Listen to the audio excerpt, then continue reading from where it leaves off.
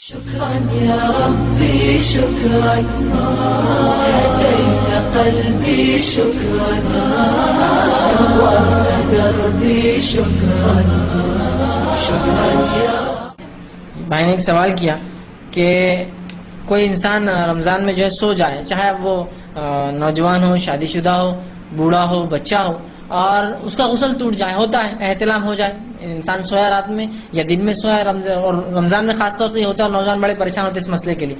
اور ہوتا یوں ہے کہ ایک صاحب مجھے فون لگا ایک مرتبہ کہ میری آج رمضان تھا، میری 5 نمازیں چھوٹ گئی. میں نے کہا 5 نمازیں رمضان میں بھی چھوڑے تم نے؟ بولے تو بہت ہی خطرناک معاملہ ہو گیا، ایٹ لیسٹ سیزنل تو ہونا چاہیے تھا تم نے.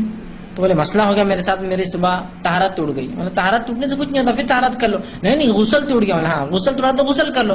نہیں بولے گھر والوں کیا بولوں گا غسل کر رہا، بولے تو گھر والے کیوں پوچھیں گے تم سے غسل کیوں کر رہے تم؟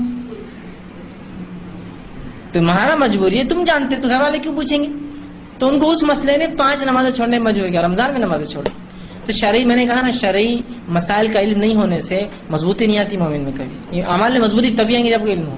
تو یاد رکھیے سب سے آسان چیز تھی، آپ غسل کرتے، گھر والے پوچھے کیوں غسل کیا، تو غسل ٹوٹ گیا تھا، بولنے میں کیا حرج ہے؟ یہ کوئی بہت شرمانے کی چیز ہے. نمازیں چھوڑنا تو حرام ہے نا، یہ بولنا کوئی حرام نہیں، یا اس مسئلے کو بات کرنا کوئی حرام نہیں. تو لہٰذا اگر ایک انسان، ایک مومن روزہ رکھتا ہے اور اس کا احتلام ہو جاتا ہے یا غسل ٹوٹ جاتا ہے، ظاہر سی بات ہے احتلام کی شکل میں، دوسری شکل میں ہم بستری کرتا بیوی سے تو روزہ ٹوٹ جاتا ہے. احتلام ہو جاتا ہے تو وہ کیا کرے؟ غسل کر لے، اس کا روزہ مکمل ہے. اس لیے کہ احتلام ہونے سے روزے پہ کوئی فرق رتی برابر بھی نہیں آتا. اور ایک سادہ سا اصول یاد رکھ لیجئے، جسم سے کوئی چیز نکلنے پر روزہ نہیں ٹوٹتا، اندر جانے سے ٹوٹتا ہے. ناک چھنکنے سے روزہ نہیں ٹوٹتا، بلغم تھوکنے سے نہیں ٹوٹتا، تھوکنے سے نہیں ٹوٹتا، سمجھ رہے آپ؟ احتلام ہونے سے نہیں ٹوٹتا، ٹھیک ہے، پیشاب پاخانے جانے سے نہیں ٹوٹتا، اندر کچھ جائے ٹوٹتا ہے. سیدھا سا اصول ہے. تو یہاں نکلی چیز باہر تو نہیں ٹوٹے گا، سمپل.